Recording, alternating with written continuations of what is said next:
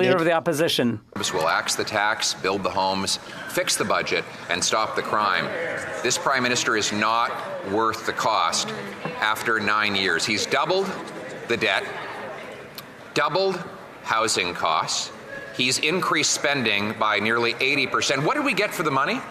The worst per-person income growth in the entire G7 and the worst mortgage debt of all of those countries. When will he realize that the more he spends, the worse things get? The Right Honourable Prime Minister.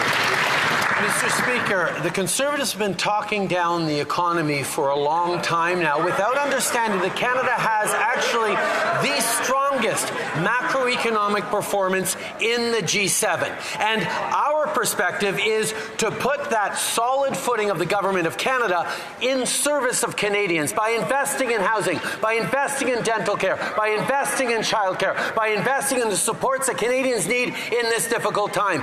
His solution is for governments to invest less in Canadians for ideological reasons, to be there less for people when they need it most. He's going to blow a gasket. The Honourable Leader of the Opposition. Mr. Speaker, more proof that this Prime Minister is not worth the cost. He tells Canadians they've never had it so good. He doubled the debt, doubled housing costs, forced 2 million people to a food bank. He brags that he spends $87 billion on housing programs, and what did it get us? Got us the worst housing inflation of any country in the G7, the second worst out of nearly 40 OECD countries. Why does he always spend the most to achieve the worst? Right. The Right Honourable Prime Minister. Mr. Speaker, I think Canadians will take no lessons from a former housing minister who was in a government that didn't believe in investing in housing. Obviously, over decades, Mr. Speaker, the federal government had underinvested in housing, and it has led to the challenges we're facing now. That is why we are putting, and have been putting, in service of Canadians since 2017, the solid fiscal position of the federal government to invest in Canadians, to invest in communities, to invest in housing, to help solve this challenge that people are facing around the world that we are solving despite. The Honourable Leader of the Opposition. Mr. Speaker, he's absolutely right that we did not waste the billions of dollars that he's now put into his programs, but here are the results. The average rent for a one-bedroom when I was housing minister was $973, and we built 80,000 apartment units at that low rate when I was minister. Now the cost has more than doubled. Meanwhile, Stats Canada reports that incomes are down $17,000 per family. Why are Canadians making $17,000 less to pay double the price for a home? The Right Honourable Prime Minister. It's in the report. It's in the carbon tax question report. Canadians should be asking the Leader of the Opposition.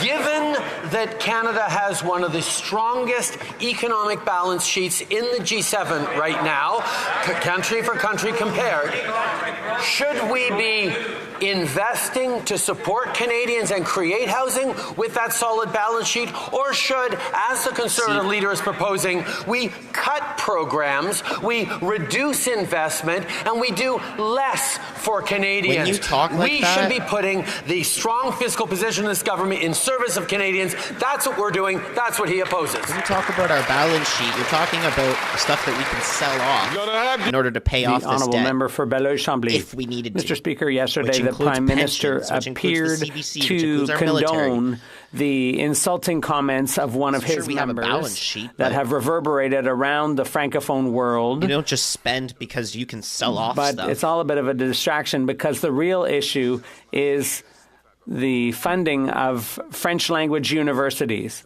So we don't look like barbarians again. Could the Prime Minister call for the resignation of the president of the APF and ask him to apologize to all our partners in the Francophonie? The Right Honourable Prime Minister. I wouldn't like to interfere with the poetic arguments of the leader opposite, but the fact is that it's been known for a long time.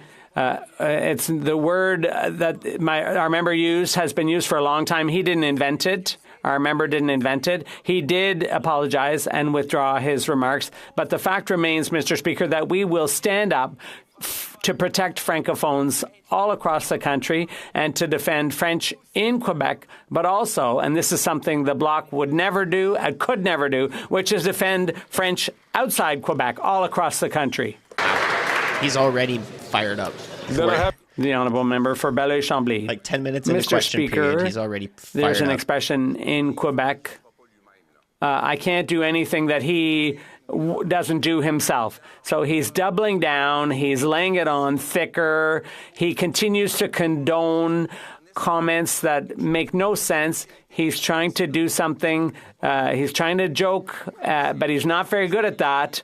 Could he simply take responsibility and shut up the clown beside him and call on the president of the APF to step down? The Right Honourable Prime Minister. The Bloc leader's responsibility is simply to pick fights with Ottawa.